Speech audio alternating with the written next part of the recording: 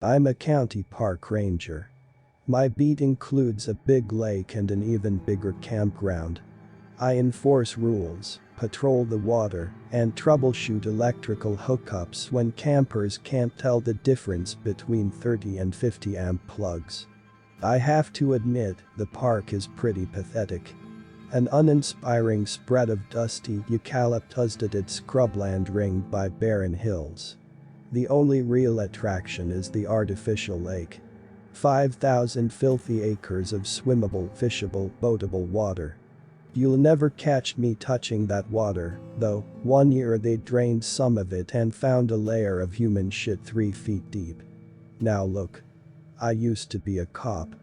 I've smelled dumpster corpses in the dog days of summer and hoarder houses crowded with dead animals. But the smell of that giant underwater shitcake baking in the July sun tops it all. Anyhow, ours is the only campground this side of the county with a constant active ranger presence. There's good reason for it. It's a huge rural park. We have issues with vagrants and meth cookers. Also, anytime you pack hundreds of drunk campers in tight quarters a few yards from the water, you're going to have problems. People drown. Trailers catch fire. Idiots pilot boats when they're drunk and end up killing each other. Body parts wash up pretty regularly.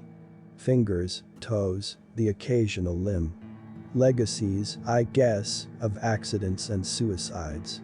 At least once a summer, some gangbanger shoots a rival gangbanger and traumatizes everyone in the park. Yet they keep coming every summer, without fail.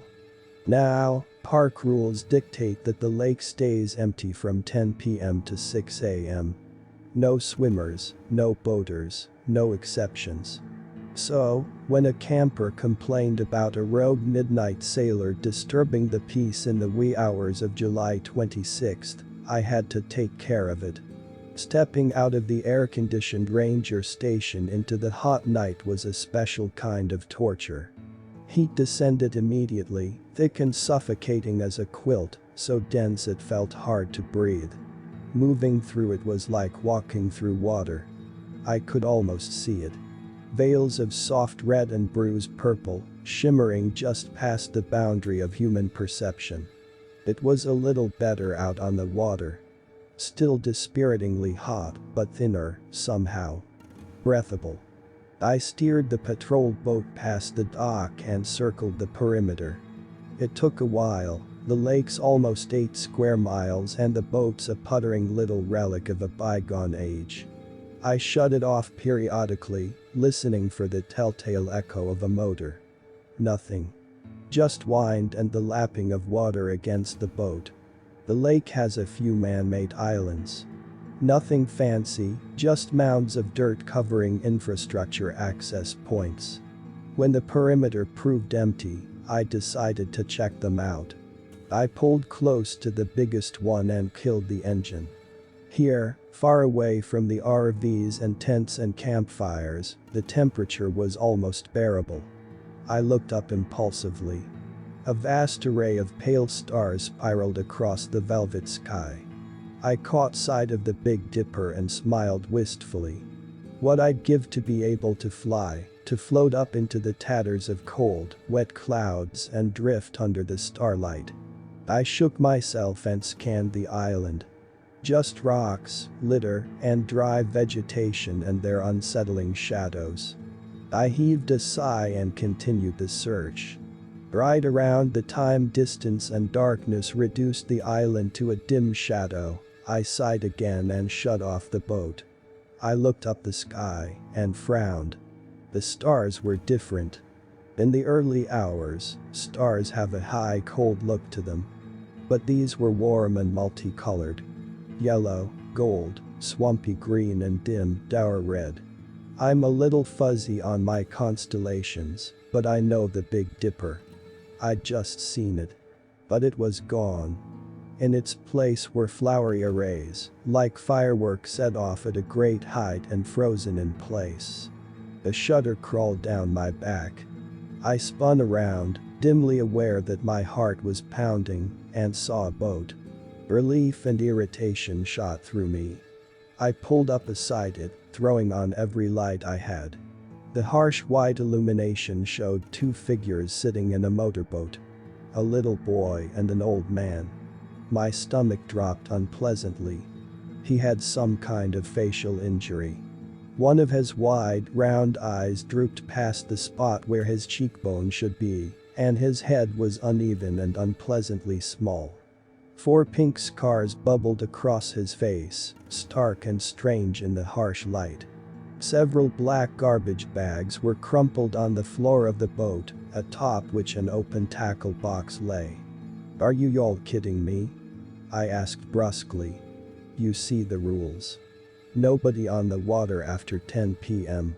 It is now 2 in the morning, so what do you think you're doing?" "Night fishing," the boy mumbled. The man stood up. "I didn't know, officer. I thought I'd take him out on the water. We don't like going in the daylight." He smiled thinly. The effect was objectively ghastly, but oddly heart-wrenching. People stare. Makes it kind of hard for me. I'd been ready to ticket them with the highest fine I could impose, but faced with the reality of it, a father and son, trying to make memories in a world that didn't even want them to exist, I couldn't do it. "I understand. I do, and I'll let you off this time. But we have rules here. People are trying to sleep, all right. I'll escort you back to shore." The pair exchanged a weird glance. Then the man nodded. "Okay. Thank you, officer. Thank you." He turned and lost his balance briefly. His coat felt open, revealing a familiar uniform. A golden star glimmered on his chest. A sheriff badge. I blinked, and suddenly his coat was closed again, obscuring the clothing beneath. Just then, the boy slipped something overboard. It hit the water with a loud plop. "What was that?" I barked. "You need help fishing it out."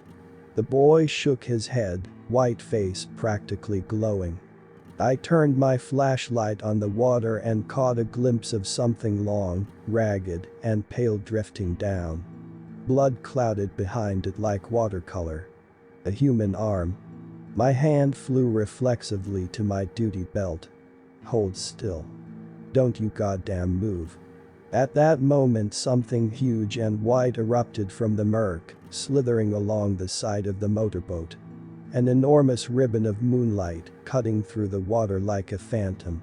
I watched, stunned, as that ribbon caught the arm and began to eat. "What is that?" I barely recognized my own voice. "What the hell, what are you people doing?" The man licked his lips and tried to give me another smile. "It defies nature as we know it. If we feed it, it stays small. If we don't feed it, it grows." He was trembling, I noticed. Trembling so hard his coat fluttered. "We can't let it grow anymore. It's already pulling the other world through to ours. Like thread through a needle. When it gets enough thread, it'll start making stitches." I looked up at the sky again.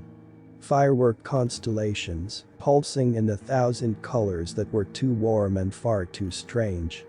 Then that long, eerie wraith whipped at my boat, hitting it with enough force to make me lose my balance.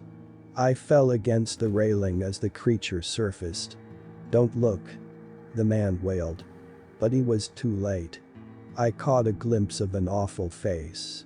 Predatory yet strangely unformed, with hollow dark eyes and a gaping, yawing mouth spiked with warm pulsing lights like stars. I closed my eyes and prayed as the boat creaked and the water lapped. After a long time, the boy squeaked. "It's full. We can go now." He didn't need to tell me twice. About halfway across the lake, I heard the rumble of a motor and looked back. The man and the boy and their little motorboat were behind me. The man gave me an encouraging smile. I looked away and shuddered. Then, heart pounding so heavily I felt ill, I turned to the sky. The stars were as they should be. pale and cold, arranged in familiar constellations. There was the Big Dipper, shining down like an old friend. I breathed a sigh of relief as I approached the shore. Ever since that night, I've been telling myself that I had a nightmare. Or even a hallucination. Maybe I'm ill, too ill to be a ranger. Too ill to have any job. But something happened a few days later. Something I can't get out of my mind. Something that scares me more than I've ever been in my life. On July 28, a little girl found a leg on the shore of my lake. No one knows where it came from. Stories are flying all around the county. It was a suicide. It must belong to a girl who's been missing for a few months. It's just related to a tragic accident. The authorities won't drain the lake to look for the rest of the body. They say it's impossible, that 5,000 acres is too much. Even to look into a potential murder. The thing is, they emptied it out a while ago just to clean up some shit. They absolutely can drain the lake if they want to. But maybe they know better than to try.